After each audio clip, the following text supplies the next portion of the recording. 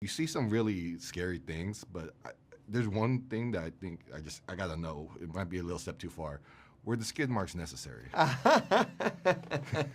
Knowing me, that's right up my alley. I love to just make things as uncomfortable and just get under an audience skin as much as possible. So it's been very fun to hear reactions to that. Yeah, that whole, you kind of peel the layer of the character with each piece of clothing, and then you're like, oh, to the core. Oh yeah, definitely. Had to. Another thing I really liked about Smile 2 is the camera work has like really seemed to evolve, and especially with like the rotations and there's like a lot of arches. Is like, was that intentional to kind of like, turn the smiles upside down and stuff like that? Definitely. For me, I really love to use my camera to really tell a story, just to really set the tone and the vibe. I like to treat the camera almost like its own character in the film. And I do an incredible amount of prep work, of shot listing and really dialing in exactly how we're going to do it. I don't like to necessarily just shoot standard coverage. I want everything to feel really bespoke and really specific to the moment. And we definitely, my production designer, Lester Cohen, and I, we love sort of trying to hide elements of smiles throughout the film, little Easter eggs for people to find. There's some really fun ones. I think especially upon like a second watch, people might start picking up on new ones. I'm excited. I don't know. It'll be a while, but I'm excited to look for those in the next one. What inspired you to kind of like delve into the world of pop stars for this one? If I was going to come do a sequel, I wanted to make sure it wasn't just like a simple continuation. It was something new and fresh. And this idea of a mega pop star who has this sort of glitzy, glammy, shiny world felt so just opposite where we were in the first one. And it felt like a really exciting challenge to sort of go into that world, to let Smile invade that world. We're not in damp, dark basements or spidery attics. We're in a world that should be fun and exciting, but it's the context of what's going on that makes it really dreadful, just like dripping with anxiety.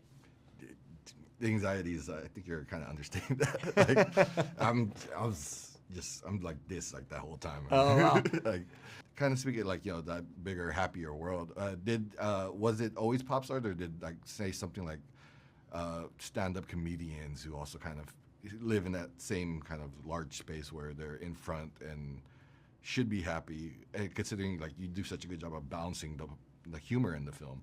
Was that ever something you considered?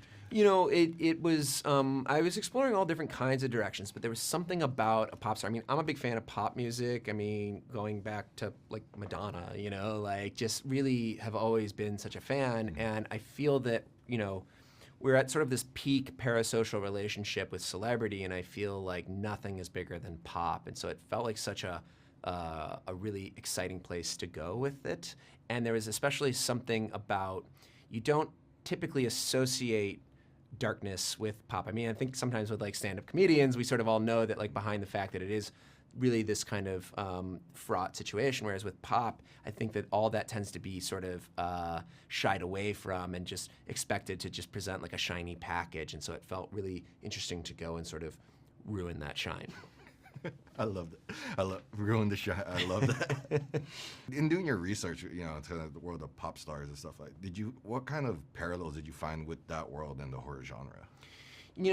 For me, I try to immerse myself in as many like documentaries and essays and articles and things I could, interviews, and a lot of that research actually bore fruit directly into the script.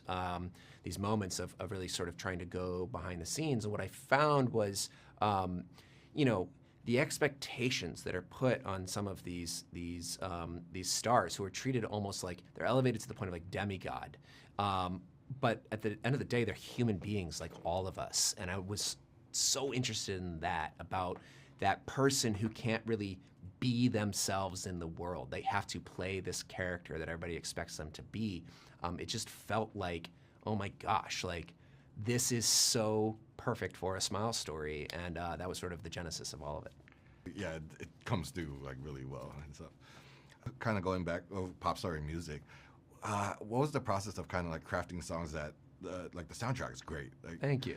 crafting songs that work as pop songs, but also really kind of elevate the film at the same time. Yeah, I wanted to craft this pop star that felt real, that sort of blurred the lines between fiction and reality, who almost seemed like she existed in our world. I'm always really fascinated in how I can sort of try to build like meta elements into a film. And when we approached the music, I worked with some really incredible songwriters and music producers. There was Alexis Ida Rose Kesselman did a lot of the songs in the film, and then this producing duo, Take a Day Trip, crafted the music video song. And it was really about trying to create stuff that was catchy and addictive and, pop with a capital P, but, developing these lyrics that also were speaking to the character's journey and the themes of the film subtly, and sort of trying to marry them all together in a way that was a really exciting challenge, and I can't wait for people to see it and to hear it. Yeah, if you see it, hear it, the movie, like every level, kind of just, man, like, I'm just getting more into horror, but then this one's like, it's sticking with me. And amazing. But yeah, thank you so much for your time, and thank you for Smile too. I can't wait for everyone to see it. Thank you so much. Really.